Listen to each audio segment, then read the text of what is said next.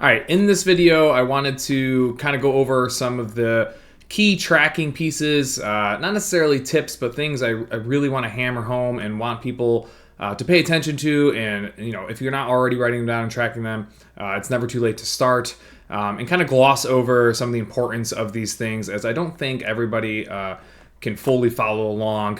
In classes, we try to get the trainers and myself, trying to make it a point to go over, specific things that I think you guys should be tracking. And these are a couple of them on the list I'm going to go over here in a second. But I also want to remind you guys, I started Cor4, for those of you that don't know, legitimately because I love group fitness. I love everything about it, but I despise the programming of it. And from a trainer's perspective, there just was no structure and there was no programming to it. It was kind of just a bunch of stuff thrown into a pot, stirred up, and served to everybody.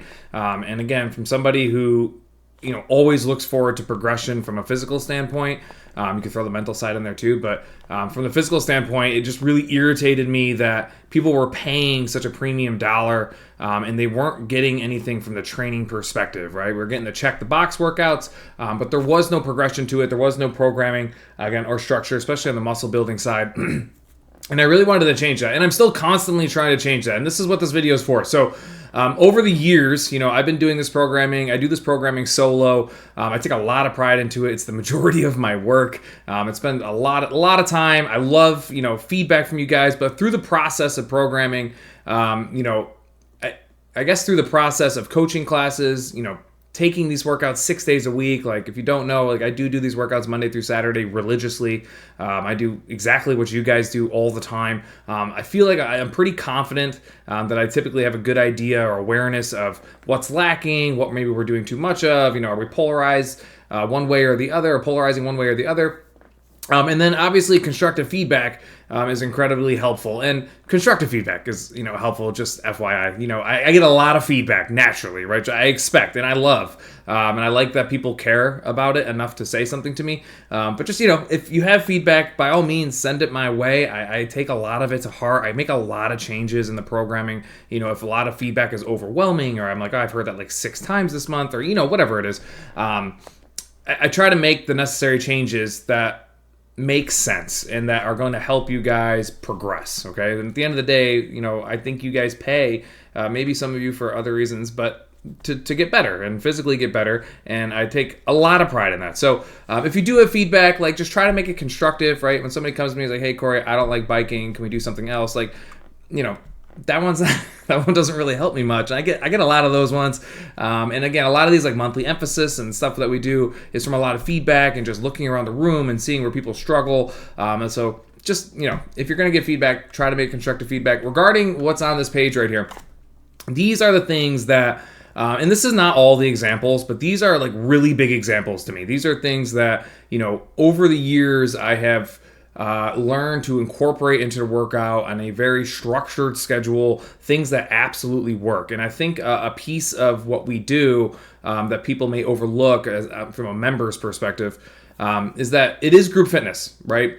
On a one-on-one level, if I were your trainer, I feel very confident. I can tell you pretty quickly what you need to do if you have something you're trying to improve on, or if there's something going on, injury related. I've dealt with these for so long. When somebody comes to me and is like, hey, I want to get better at X, I can answer that normally pretty fast. When you make it group and all of a sudden there's 18 people in a class, multiple hours in a row, the biggest challenge on the programming side was finding ways to stay consistent on a foundational level that allow progression. And those are the things that I have been working on and kind of coming up with and innovating, I guess you could say. I don't want to, it is innovating. I don't have a book to follow here.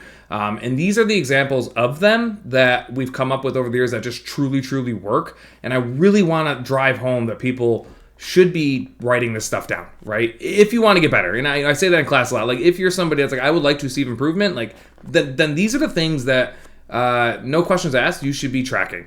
And I'm just going to go through them really quick. So A 2-minute EMOM, 5 rounds. You see the calorie count there. That's for every piece of equipment. This one's a little bit newer in terms of like I am purposely putting this in. Now I wouldn't say monthly, but pretty consistently. It'll have a tracking logo on it, of course, or a symbol, and logo's strong. But it's for every piece of equipment: the skier, the bike, the treadmill, and the rower. And I think the benefit here is that if you guys get accustomed to knowing what you're capable of, your thresholds, your capacity limit in the 2-minute EMOM setting for 5 rounds on each piece of equipment, you can then use that for every other workout and week to week, month to month, and track your progression again on that foundational level. So if you guys see this, like I would strongly consider taking it fairly serious. Make sure you write it down, track it. Obviously, everybody's not going to come to class every single day, so sometimes you might go a while without seeing it. But such is life, and that kind of goes back to the whole group, philosophy. Like, in group, like I, as a one-on-one trainer, I know exactly when you're coming. I can plan just for you, whereas in group, I can't do that. So I'm doing my best to spread this out and hit as many people as possible. The core EMOM, I think a lot of people have grown accustomed to this one, really hammered it home the last couple of months. This one I do try to do about twice a month. I was saying this in class the other day. Don't quote me on that. Again, 2 times a month is kind of like tagged in my tracker.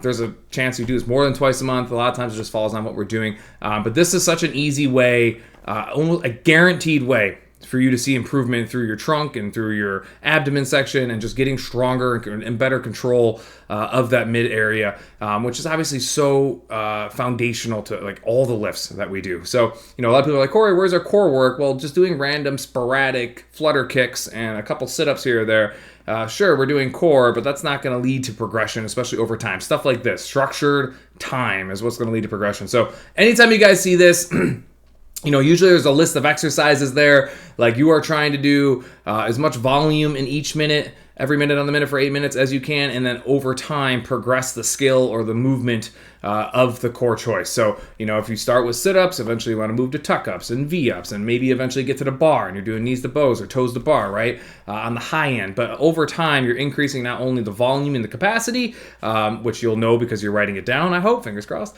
but you're also improving your skill level, which is a big thing. Like you're becoming more connected to your body. Your kinetic chain has more control, and you have the ability to do these harder skills, which again is progression, which I think a lot of people kind of skim over a lot of times.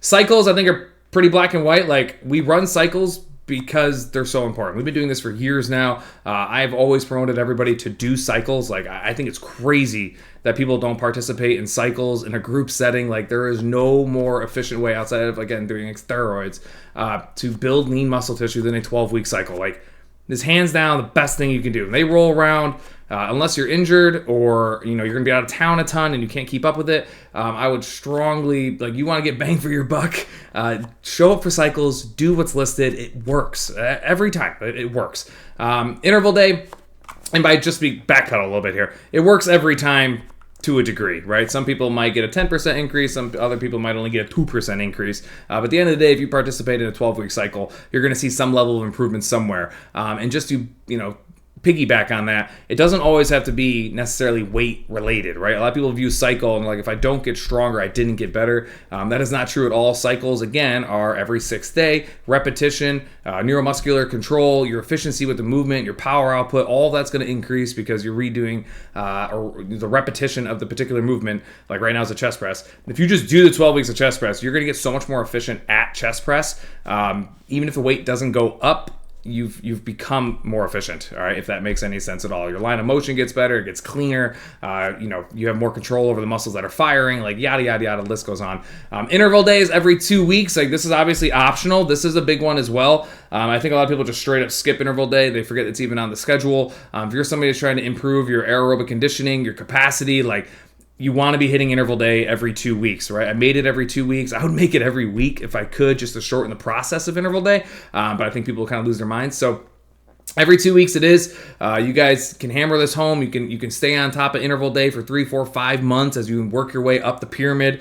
You want more information on that, there's an interval video. It's a little bit long, a little bit older. Maybe I should redo that one. And obviously you can just ask in class the purpose of interval day, but it's a guaranteed aerobic interval workout every 2 weeks that you can build off of over time every time you show up. So that's a huge one that we incorporated years ago. And then of course the primary lifts, which is the bread and butter of what we do here. Like, again, it's group fitness. I can't make you guys do anything. All I can do is lay it out in front of you and try as hard as I can to talk to the group and get people to track and write down these primary lifts. Chest press, on back days, pull-ups, legs, there's front squats, deadlifts, shoulders, shoulder press, lateral raises, high rows, arms, obviously concentration curl, overhead extension, tricep extension. All these movements, I try as best I can to lay out for you guys somewhat strategically so people can continue to see the benefits of lifting and building muscle and getting stronger over time. And again, if people aren't tracking, aren't writing down, aren't paying attention to the weights that you're using, then it's going to be really hard for you to keep progressing. And by that, I mean basically impossible. And I think the big confusion is a lot of people are like, they come in, they work out, they get better because they haven't been doing anything, right? It's just kind of the natural evolution. Like you go from doing nothing to something, you are going to get better, and then you plateau. And then you get really frustrated. You wonder why you're not getting any better. Well, at some point, your margin for increased potential or increased efficiency gets smaller and smaller and smaller. And the smaller that window gets, the more precise you need to become. And as we always say, like the more advanced you get, it doesn't get easier. Like a lot of people think, if this person's in ridiculously good shape, it's easy for them. Like, no, it's not. It gets way harder as you go up because your window for error is so little. If you're not tracking and you're not precise on your rep counts and weights, then you're going to miss that window and it's going to be hard for you to continue to elevate. So again, never too late to start tracking. You could be with us for 4 years and never track. You start right now. I wouldn't be shocked in the first 6, 8, 12 months. You're like, holy crap, like I've gone up a weight class or two in multiple different lifts.